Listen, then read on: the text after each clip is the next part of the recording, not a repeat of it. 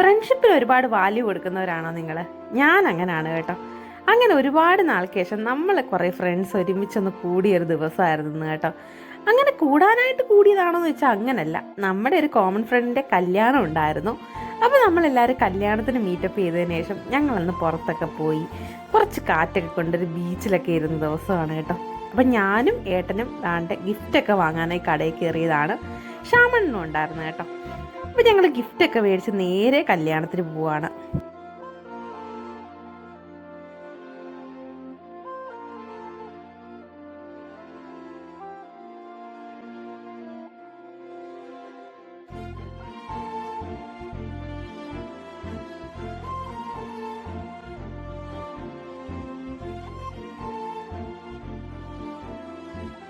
ഞങ്ങളുടെ കൂട്ടുകാരെ ഷിബിനണ്ണൻ്റെ കല്യാണത്തിൻ്റെ റിസപ്ഷനാണ്. അപ്പം ഞങ്ങൾ എല്ലാവരോടും ഇതാ കൂടിയേക്കുന്നത് കേട്ടോ.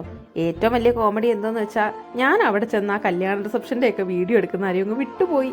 എല്ലാവരുടെ കൂടി ഇരുന്ന് തമാശയൊക്കെ പറഞ്ഞ് ഫുഡൊക്കെ കഴിച്ചപ്പോഴത്തേക്ക് ഞാൻ ഈ വ്ളോഗിൻ്റെ കാര്യമൊക്കെ അങ്ങ് മറന്നുപോയി കേട്ടോ. അങ്ങനെ ഞങ്ങൾ ഫുഡൊക്കെ കഴിച്ച് ചെറുക്കനും മണ്ണൻ യാത്രയൊക്കെ പറഞ്ഞിട്ട് ഞങ്ങൾ നേരെ ഇപ്പം നമ്മുടെ കൊല്ലം ബീച്ചിലോട്ട് പോവാണ്.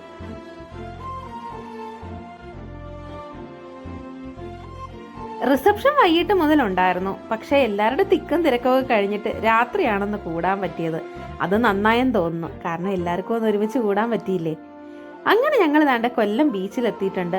ഞാൻ കരുതി ഞങ്ങൾ മാത്രമേ ഈ നട്ടപ്പാതിരിക്ക് അവിടെ കാണത്തോളെന്ന്. പക്ഷെ എൻ്റെ ചിന്തകളെല്ലാം തെറ്റിച്ചുകൊണ്ട് നല്ല തിരക്കായിരുന്നു കേട്ടോ. കല്യാണത്തിൻ്റെ ഫുഡൊക്കെ കഴിച്ചിട്ടാ വന്നെങ്കിലും ഉപ്പിലിട്ട് കണ്ടപ്പോൾ എൻ്റെ കൺട്രോൾ പോയി. അങ്ങനെ ദാണ്ട് ഒരു സെറ്റ് അമ്പഴഞ്ഞ് മേടിച്ചു കേട്ടോ. ഒരു സെറ്റില്ല, അര സെറ്റേ ഉള്ളു. കയ്യോടെ അതൊരെണ്ണം അത് അകത്താക്കി.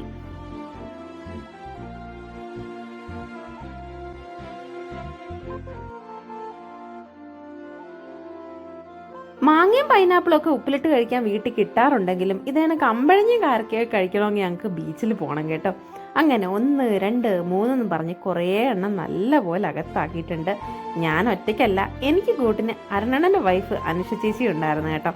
അപ്പം ഞങ്ങൾ രണ്ടുപേരുമായിരുന്നു അതിൻ്റെ മെയിൻ ആൾക്കാർ.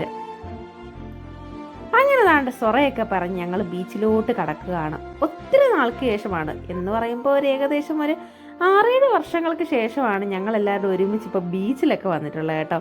അവിടെ ചെന്നപ്പോൾ ഞങ്ങൾക്ക് മനസ്സിലായി കുട്ടിത്തൊന്നും ഒട്ടും വിട്ടുപോയിട്ടില്ലെന്ന്. അങ്ങനെ ഞങ്ങൾ അവിടെ കണ്ട ചെറിയൊരു ഗെയിമിലൊക്കെ ഒന്ന് പാർട്ടിസിപ്പേറ്റ് ചെയ്തു.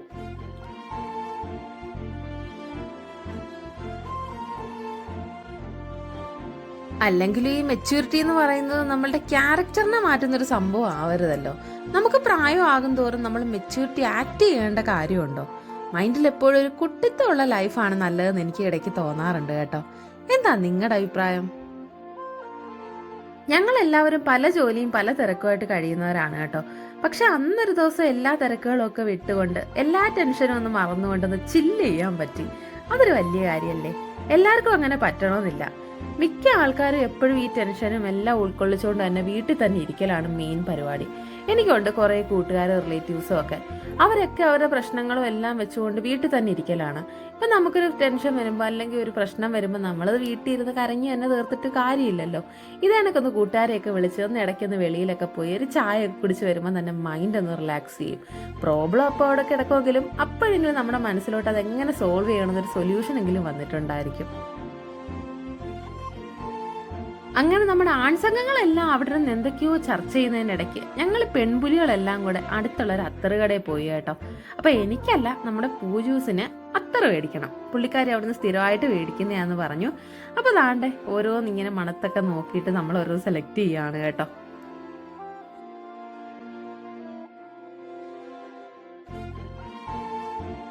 അങ്ങനെ പൂജൂസിന് ഇഷ്ടപ്പെട്ടൊരെണ്ണം വാങ്ങി കേട്ടോ.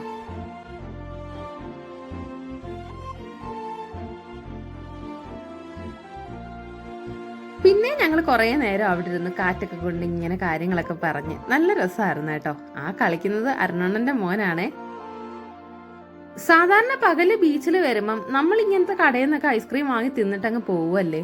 പക്ഷെ അത് കഷ്ടപ്പെട്ട് ഉന്തി തള്ളി ഇങ്ങനാണ് ഇതിവിടെ കൊണ്ടുവെക്കുന്നതെന്ന് എനിക്ക് അന്നാണ് മനസ്സിലായത് കേട്ടോ. അങ്ങനെ ഒട്ടും പ്രതീക്ഷിക്കാതെ കിട്ടിയ കുറേ നല്ല നിമിഷങ്ങൾക്ക് നന്ദി പറഞ്ഞ് നമ്മൾ അവിടെ നിന്ന് വീട്ടിലേക്ക് പോവുകയാണ്. ഇപ്പൊ ഈ കഴിഞ്ഞ എല്ലാം മെമ്മറീസ് ആയിട്ട് മാറിക്കഴിഞ്ഞ് ഇനി അടുത്ത വട്ടം കാണുന്നത് വരെ പോകുന്ന വഴിക്കൊരു മുന്തിരി സോഡയും കൂടെ കഴിച്ച് ഞങ്ങൾ ഞങ്ങളുടെ യാത്ര താണ്ട് അവസാനിപ്പിക്കുകയാണ്. ഇനി നേരെ വീട്ടിലേക്ക്.